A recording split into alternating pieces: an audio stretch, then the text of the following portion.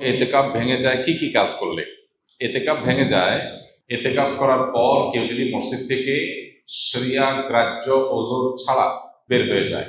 এতেকাফ করতে আসছেন, এতেকাফ করতে আসার পরে আপনি বাহিরে চলে গেছেন, একটু মার্কেটিং করা দরকার ঈদ সামনে, তাহলে আপনার এতেকাফ ভেঙে যাবে। শরিয়া গ্রাহ্য ওযর কি? আপনি ওয়াশরুমে যাওয়া লাগছে, এই জন্য আপনি যেতে পারেন। আর ওয়াশরুমে যেয়েও আপনি আড্ডাবাজি করতে পারেন না। ওয়াশরুমে গেলেন, যে সেখানে আপনার দোস্তের সাথে দেখা, আরে দোস্ত কিরে কি অবস্থা, আপনি এতেকাফে আছেন, এটা আপনি করতে পারেন না। দ্রুততার সাথে ওয়াশরুমের কাজ সেরে চলে আসবেন। এর বাইরে মসজিদে যাওয়ার আমাদের নেসেসারি একেবারে খুব না হলে নয় এরকম আমাদের ইম্পর্টেন্ট নিড বা প্রয়োজন আর কি আছে? খাওয়া দাওয়া আছে। খাওয়া দাওয়া আজকের যুগে বিশেষ করে এমন জায়গা খুব কম আছে যেখানে খাবার মসজিদে দিয়ে যাওয়ার মতো ব্যবস্থা একেবারে নাই। বাসা বাড়িতে লোকজন আছে, কেউ না কেউ খাবার দিয়ে যেতে পারে, কাউকে রিকোয়েস্ট করলেও কেউ দিয়ে যেতে পারে। অতএব এরকম ব্যবস্থা যদি থাকে তাহলে খাবারের জন্য বাহিরে যাওয়া জায়েজ নাই। হ্যাঁ, কারণ যদি এরকম হয় অবস্থা যে তার খাবারের জন্য কেউ খাবার এনে দেওয়ার মতো নাই, তাহলে এরকম নিরুপায় যদি কেউ সত্যিই হয়, এরকম কোনো মসজিদ থাকে যে আশপাশে কোনো মানুষজন নাই, অনেক দূরে তার বাসা, বাসা থেকে খানা আনার মতো কোনো মানুষ নাই, তাহলে তিনি খাবারের জন্য যেতে পারবেন, খেয়ে আবার চলে আসবেন। খাইতে গিয়ে আবার বাসায় আরেকটা খাজুরি আলাপ করতে পারবেন, একবেলাকে আরেক বেলা খাবার সাথে নিয়ে আসলেন। এইভাবে না হলে নয়, এরকম নিড থাকলে শুধু বাইরে হতে পারবেন। এছাড়া যদি তিনি বাইর হন তাহলে তার এতেকাফ ভেঙে যাবে। আর এমনিতে কিছু কাজ আছে যেগুলোর কারণে এতেকাফ ভাঙবে না, কিন্তু এতেকাফের কোয়ালিটি কমে যাবে, এতেকাফের গুণগত মান নিচে নেমে যাবে। সেগুলো কি? সেগুলো হলো এতেকাফে বসে আপনি শুধু ঘুমায় কাটালেন, 355 দিন অনেক কাজ কাম, অনেক ব্যস্ততা, ঠিক মতো ঘুমাইতে পারেন না। এই 10 দিন সুযোগ পাইছেন যে আলহামদুলিল্লাহ ডিস্টার্ব করার কেউ নাই, বাচ্চা নাই, বউ নাই, কেউ নাই, ঝামেলা নাই, ক্লায়েন্ট নাই, একটু মন মতো ঘুমাইলাম, তাহলে এতে আপনার অর্থহীন হবে, এতে আপনার ঘুমের জন্য না।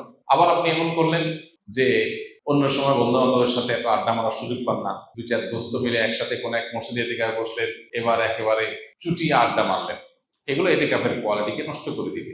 আর যদি আপনি ভারসাম্যের সাথে একান্ত প্রয়োজনীয় আলাপ করলেন আর বাকি সময় বাদ মগ্ন থাকলেন, সেটা অর্থ এতেকাফ হবে। আল্লাহ আমাদেরকে ভালো করে এতেকাফ করার তৌফিক নসিব করুন।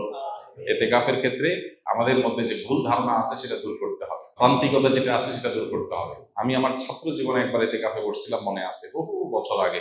তো যেখানে এতেকাফে বসেছি, আমার সাথে এক বৃদ্ধ মানুষ বসছিলেন এতেকাফে। তো শীতের সময় ছিল, তখন রমজান, অনেক শীত, মসজিদে একটু ঠান্ডা বেশি। আমি হঠাৎ করে দেখি যে মুরব্বী নাই। তো দেখলাম মুরব্বী কই গেল, ওয়াশরুম গেলে এত সময় লাগার কথা না, পরে তাকায় দেখি যে মসজিদের সামনে বাইরে ঘাস বিছানো মাঠ, উনি ওখানে রোদ পোহাইতেছে। পরে বললাম, মসজিদে বললাম, চাচা এতেকাফ অবস্থা তো রোদ পোহাতে বাইরে যাওয়া যাবে না। উনি খুব জোরে ধমক দিলেন, আমি ছোট ছিলাম, মাদ্রাসা পড়ি তখন, বলছে, হ্যাঁ তোমার মাথা, এতেকাফ ভাঙা এত সোজা মিয়া, আমি কি কারোর সাথে কথা বলতেছি, আমি রোদ পোহাইতেছি। এরকম ধারণা আমাদের সমাজে অনেকের মধ্যে আছে। আরেকজনকে আমি দেখছি, আমি আমার মসজিদে, উনি এতেকাফ করতে আসছেন, পরে হঠাৎ দেখি নাই, অনেকক্ষণ পরে আসছে, কেউ কই আছেন, বলে আমি ধান রোদ দিতে গেছিলাম, ধান শুকাইতে গেছি, ধান টান শুকায় আবার উনি চলে আসছেন এতেকাফ। তো যদি কারোর এরকম নিড থাকে যে তার বাহিরে কাজ করতে হয়, যেমন অফিসে জব করতে হয়, তার ছুটি নাই, কোনোভাবে ছুটি ম্যানেজ করতে পারেন নাই তিনি, তাহলে তিনি নফল এতেকাফ করতে পারেন। কিভাবে? মসজিদে গাট্টি বসকা থাকলো, যখন বাইরে চলে গেলেন তার এতেকাফ শেষ হয়ে গেল, যখন ঢুকলেন যতক্ষণ থাকলেন ততক্ষণ এতেকাফের নিয়ত করে থাকলেন, রাতের ইবাদতটা মসজিদে ভালোভাবে হয় বাসার চাইতে, সেই নিয়তে থাকলেন, এটা হতে পারে। কিন্তু সুন্নাহ মাসনুন যে এতেকাফ, সেটা হলো পরিপূর্ণ সময়টা, দিন রাত পুরোটা সময় মসজিদে থাকা। নারীদের জন্য রমজানে এমন বিশেষ কি আমল আছে যা আখিরাতে মুক্তির পথ হবে? রমজান মাসে আমাদের জন্য, সবার জন্য যে কমন আমল আছে, সকল গুনাহ থেকে বেঁচে থাকা, চোখের গুনাহ, কানের গুনাহ, মনের গুনাহ, এগুলো থেকে বেঁচে থাকা, এটা নারী পুরুষ সকলের জন্য প্রযোজ্য। এটা রমজানের সবচেয়ে গুরুত্বের সাথে আমাদের করা উচিত। তাকওয়া চর্চা মাকসাদই হলো এটা।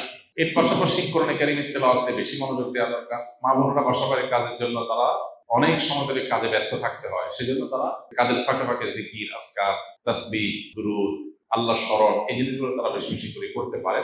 এবং যত ব্যস্ততায় থাকুক না কেন, ইফতারের বেশ কয়েক মিনিট আগে সব কাজ বন্ধ করে দোয়ায় মনোনিবেশ করা, সাহারির সময় থালা বাসন নিয়ে ব্যস্ত না হয়ে কিছু সময় দোয়ায় মনোযোগ দেওয়া, আমলে মনোযোগ দেওয়া দরকার। বাকি সময়গুলোতে কাজ করলেও আল্লাহ জিকির স্মরণ থাকলে আল্লাহ তাআলা ইনশাআল্লাহ পূর্ণ আজর দিবেন। তাছাড়া তারা অন্যদের ইফতারের ব্যবস্থা করতেছেন, সেজন্য বিপুল পরিমাণ সওয়াব মা বোনরা অর্জন করতে পারেন যদি নিয়ত করেন, আশা করেন আল্লাহর কাছে, ইহতিসাবুল আজর করেন যে আল্লাহ, আমি ফ্যামিলির সবার ইফতারের ব্যবস্থা করছি, যে ব্যক্তি রোজাদারকে ইফতার করা, সে তার পরিমাণ সওয়াব পায়, আপনি আমাকে সওয়াব দিয়ে, সে আশা যদি থাকে, আশা করে যে তিনি সে আজও আল্লাহর কাছ থেকে পেয়ে যাবে। রোজা রেখে কোন আমলগুলো করলে সওয়াব সবচেয়ে বেশি? রোজা রেখে সবচেয়ে গুরুত্বের সাথে যে বিষয়টা খেয়াল করা দরকার সেটা হলো সকল প্রকার গুনাহ থেকে বেঁচে থাকা। আমি রোজা আছি, আমি গীবত করবো না, আমি রোজা আছি ঝগড়া করবো না, আমি রোজা আছি গালমন্দ করবো না, আমি রোজা আছি মিথ্যা কথা বলবো না, আমি রোজা আছি হারাম কোনো জিনিস ফেসবুকে, ইউটিউবে, মোবাইলের বাইরে, অফলাইনে, অনলাইনে কোনোভাবে দেখবো না। এই জিনিসটা হলো রোজার মধ্যে সবচেয়ে গুরুত্বের সাথে আমাদের করা দরকার। আমরা বেশিরভাগ মানুষ নফল আমল করি, ফরজের খবর নেই। আমরা কোরআন তেলাওয়াত করি, আমরা ওয়াজ শুনি, আমরা জিকির আজকার করি, কিন্তু আমি মোবাইলে হারাম জিনিস দেখি, ভিডিও দেখি, মিউজিক শুনি, ইচ্ছায় অনিচ্ছায় আমার জ্ঞাতসারে গুনাহ করি, তাহলে আমার রোজার পুরো ফজিলতটা নষ্ট হয়ে যায়। নবী সাল্লাল্লাহু আলাইহি ওয়াসাল্লাম বলেছেন, রুব্বা সাইমিন লাইসা লাহু মিন সিয়ামিহি ইল্লাল জু, বহু রোজাদার আছে রোজা থেকে উপোস থাকা ছাড়া তার কোনো উপকার হয় না। সেজন্য এই জিনিসটা খেয়াল করা দরকার। আর এর পাশাপাশি নফল আমলের ভিতরে সবচেয়ে বেশি করণীয় কোনটা, যদি সেটা বলেন তাহলে বলবো রমজান মাসে কোরআনে কারীমের প্রতি আমাদের বিশেষ গুরুত্ব থাকা উচিত। এর বাইরে দোয়াটা বেশি বেশি পরিমাণে করা দরকার আমাদের। পরিবারের যাদের অসুস্থ, এমন অসুস্থতা যে তাকে আপনি টেক কেয়ার না করলে আর টেক কেয়ার করার মতো নাই, এবং সে অসুস্থ অবস্থায় কষ্ট পাবে, তাহলে সেক্ষেত্রে আপনি তাকে টেক কেয়ার করবেন। আর যদি এমন হয় যে না আপনি ছাড়া আরো টেক কেয়ার করার লোক আছে, বা টেক কেয়ার না করলে তার যে অনেক অসুবিধা হবে তা না, তাহলে সেক্ষেত্রে আপনি ইতিকাফ করলেন আর তার টেক কেয়ারের জন্য ব্যবস্থা নিলেন, খোঁজখবর নিলেন, সেটা আপনার জন্য উত্তম হবে। এটা ভ্যারি করে অবস্থার উপরে। রমজানে কাজা হওয়া রোজা মা বোনরা কখন রাখা সর্বোত্তম হবে?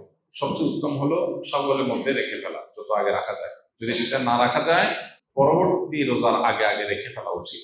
আয়েশা রাদিয়াল্লাহু তাআলা আনহা তার ভাঙতি যে রোজাগুলো হতো সেগুলো তিনি পরবর্তী রমজানের আগে শাবান মাসে রেখে ফেলতেন। তিনি এর মধ্যে রাখতে পারতেন না কেন? কারণ নবী সাল্লাল্লাহু আলাইহি ওয়াসাল্লাম তার সাথেই থাকতেন, এবং নবী সাল্লাল্লাহু আলাইহি ওয়াসাল্লাম সাথে থাকার কারণে, স্বামীর সাথে থাকার কারণে স্বামীর হাজত বা প্রয়োজনকে মাথায় রেখে রোজা রাখতে সুযোগ পেতেন কম।